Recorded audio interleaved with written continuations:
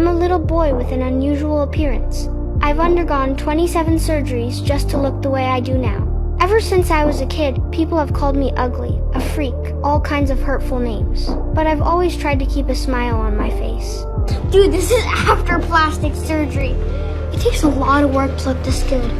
My name's Augie, and I'm turning 10 soon. My family decided it was time for me to go to school for the first time. On that first day, I was terrified. I wore my favorite astronaut helmet the whole way there, only taking it off when we got to the school gate. Sure enough, as soon as I stepped onto campus, people started staring. Lots of them even backed away like I was contagious. It was the same everywhere I went. When I walked into class, the room went dead silent in an instant. The teacher asked me to introduce myself. I shook my head slightly, trying to say I didn't want to, but I couldn't say no to her. I told everyone I loved Star Wars, and right away, a bully in the class made a snide comment, hinting I looked just like some character from the movies. That was my first taste of bullying. At lunch, the bully came back. You eat like the Sarlacc monster, my young Padawan.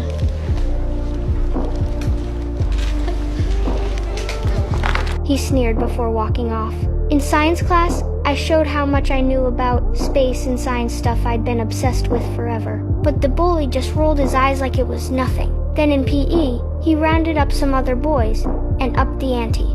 They threw balls at me like crazy, pretending it was just a game, but it was obvious they were just being cruel. By the time school let out, I ran to my mom, put my helmet back on. I returned home, sneaked into my sister's room, grabbed scissors, and cut off my long, standing braid, the target of endless teasing. Then I put on my astronaut helmet, stayed silent, and isolated myself from everyone. Later, my mom came to comfort me. Why do I have to be so ugly? You are not ugly, Augie. You just have to say that because you're my mom. Because I'm your mom, it counts the most, because I know you the most. You are not ugly, and anyone who cares to know you will see that. The bullying didn't stop after that, but with my family's love and encouragement, my mom, dad, and sister always having my back, I kept going to school. Then one day, our science teacher sprung a pop quiz on us. Everyone groaned, and the boy sitting next to me looked totally desperate, like he had no clue what any of the questions meant. Halfway through, I noticed how stressed he was, so I quietly slid my test paper over to him, letting him peek.